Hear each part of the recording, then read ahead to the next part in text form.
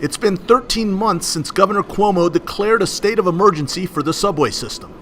Change and improvement must come, and it must come now.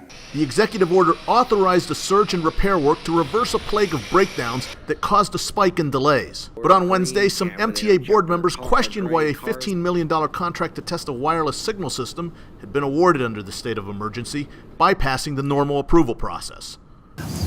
This is a long-range study. I don't understand how this could even be classified as an emergency. But it does strike me that if what we are doing has no meaning, I'm not quite sure why we're doing it. The contract was awarded to Thales, a French company that's been overseeing a troubled project to modernize the signal system on the 7 line.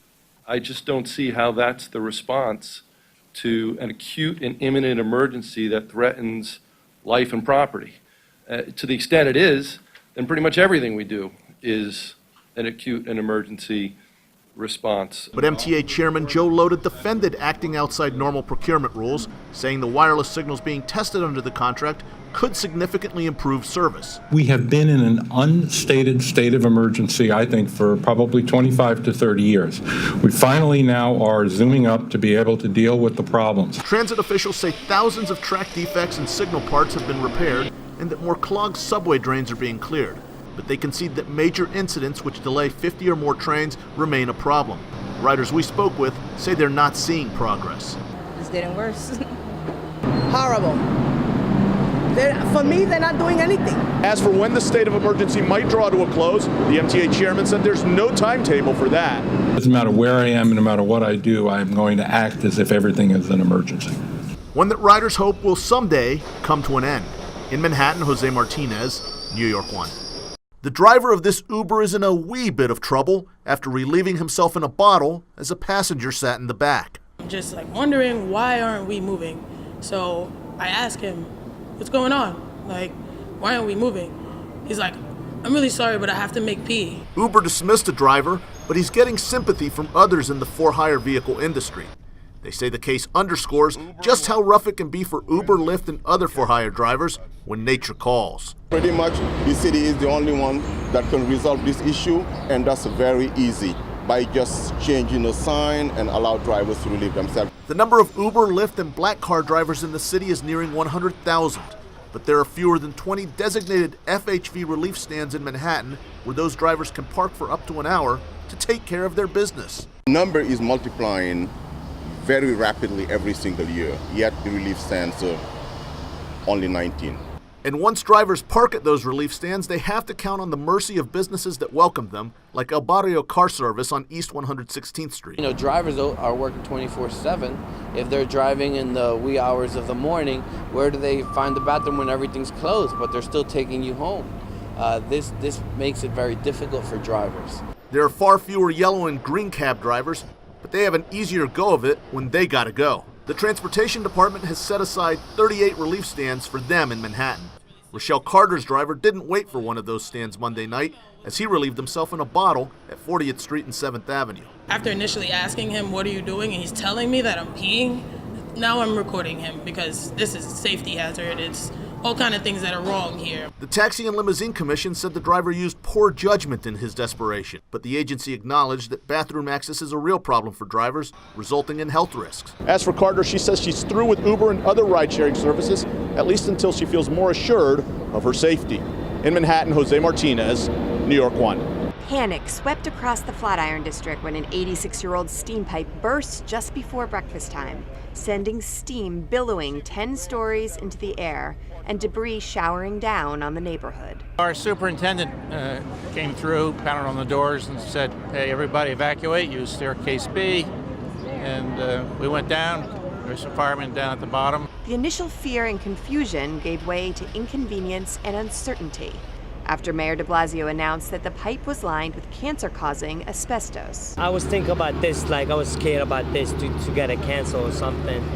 It is what it is because it smells and it's I know it, construction site, I wear always a mask and stuff. When I see something dusty and stuff, it's so scary. So hopefully everybody be all right. The mayor said only repeated exposure poses a health risk. But that's offering little solace to worried residents. Others say they're not concerned at all. No, I'll be fine. It was, I don't know, for the most part, I don't think the people that I were with, like where we were standing, I don't think anything got on our clothes. And I wasn't there when it first exploded. People unable to enter their stores and offices set up in nearby parks, sending emails, holding meetings, and waiting for their bosses to tell them to go home. I'm just stuck. I called my boss and I was supposed to leave here at 9 o'clock, and I saw all the emergency vehicle. I walked over to a police officer and said, is it possible I can get my van off the block? And he said, forget it. Just sit tight and relax. You ain't going anywhere anytime soon. Tourists who fled the area to take pictures of the iconic Flatiron Building got a different kind of New York experience. We are fine. New York is fine, and we like to see what sometimes we saw in the film. It's like a film, what we see here, you know? Residents worried about stranded pets were told to contact the fire department. But the overarching sentiment in the hours after the explosion has been surprised relief that nobody got seriously injured in the blast. Lindsay Christ, New York 1. New Yorkers get 1 billion gallons of water a day through a 150-year-old system of reservoirs, tunnels, and aqueducts. Part of that system is ready for a little TLC from the DEP, the city's Department of Environmental Protection, which operates and maintains it. The Delaware Aqueduct is one of the larger water conveyance mechanisms from the upstate reservoirs into the city, and it's developed a leak that we've known about for quite a while, but coming up with a solution to fix that leak has been challenging because we can't just shut down that aqueduct for a long period of time to get in there and make a repair. The solution is building a short tunnel parallel to the leaky stretch of the aqueduct and using it as a bypass until the repairs can be made. But for 6 months, the aqueduct will be completely shut. That won't happen until late 2022, but the DEP is not waiting to begin water conservation efforts. One place this is in action, at the Fire Academy on Randall's Island, where tens of thousands of gallons of water had been flowing into the sewers as firefighters trained. They take the water out of the hydrant, it comes into the fire truck, and they accelerate it through the hose lines to get the proper pressure so you can put the fires out. The FDNY suited me up in bunker gear to show me the water recovery system they created in partnership with the DEP. It saves 30,000 gallons of water every day. Previously, that would just go down the sewer after their test was done, but now it's going into a system underground that stores that water and recycles it for the next test. The Department of Environmental Protection works with other city agencies in the effort to conserve water, and they're asking everyday New Yorkers to help out too. The DEP's conservation efforts already have helped to save nearly 10 million gallons of water each day over the past 5 years, and the goal is to drive down use by another 10 million gallons daily by 2022. On Randall's Island, Roger Clark, New York 1. 12-year-old Jelani Fiali has some moves. Despite a diagnosis of cerebral palsy early in his life, he has lofty goals for his hoops future. That was my dream, to become an NBA basketball player. Jelani is one of 36 kids attending Junior Knicks summer basketball camps through the Garden of Dreams Foundation. The camps at locations around the city and outskirts through August. Garden of Dreams is a nonprofit arm of the Madison Square Garden Company dedicated to improving the lives of children facing obstacles. Michaela Lima is an 11-year-old basketball fan benefiting from the program and learning a lot. I try to move quick while I'm in the paint, like try to get the rebound, go back up, and then run back and play defense. In addition to learning about the game, the kids here also get a chance to hear from some Knicks legends, and you never know who's going to show up here at the gym. It could be one of my favorites, John Starks, from the fun Knicks team of the 1990s. I think with anything that you do, whether it's basketball, whether it's business, or whether it's schoolwork, or what have you, so long as you get the fundamentals and the foundation down, then you're pretty much on your way. Seems like 12-year-old Manny Collado of the Bronx has it down. Watch as he and Michaela took me to school in a little 2-on-1 matchup. Being in camp here is such a good opportunity. I've been able to practice my game every time I come to the court. I like coming early, practice with my friends and stuff. It's pretty good.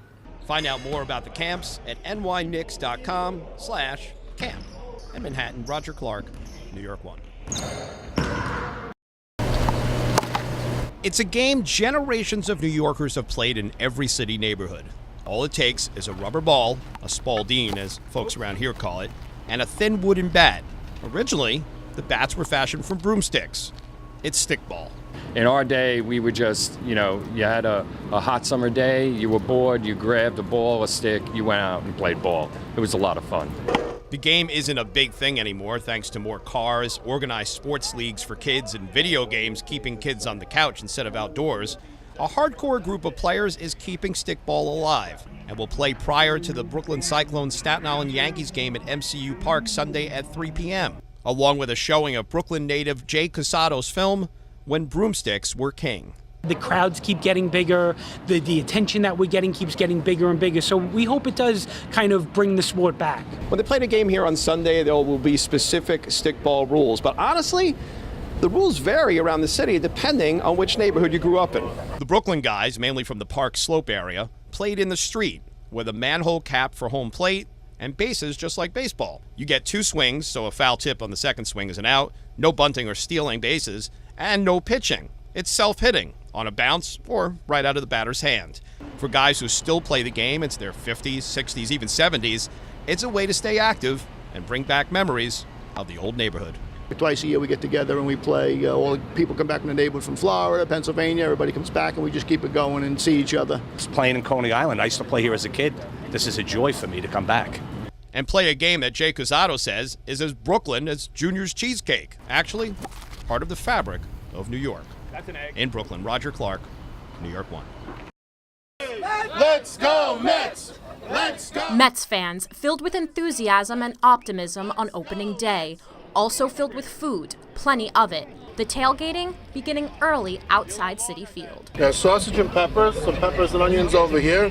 My kids got me a pizza oven for Christmas, so we're doing pizza as well. We have hot wings, stuffed mushrooms, hot dogs and hamburgers because you have to have those too. All kinds of salads, tailgate Italian style. Although last season was plagued with injuries and disappointments, the Mets faithful are ready to turn the page. The whole team's coming strong, got a new coach, ready to roll, new bullpen. Let's go Mets!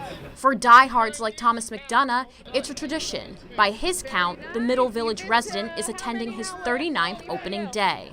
Oh, it's just like beginning of spring, baseball season. You know, it brings all good memories. Good memories that on this opening day include remembrances of beloved Mets outfielder Rusty Staub, who died just hours before the opening pitch. Staub played 9 years with the team and was an all-star off the field for his charitable work in New York. He symbolized the Mets. He was a great person, great player, and he was just great.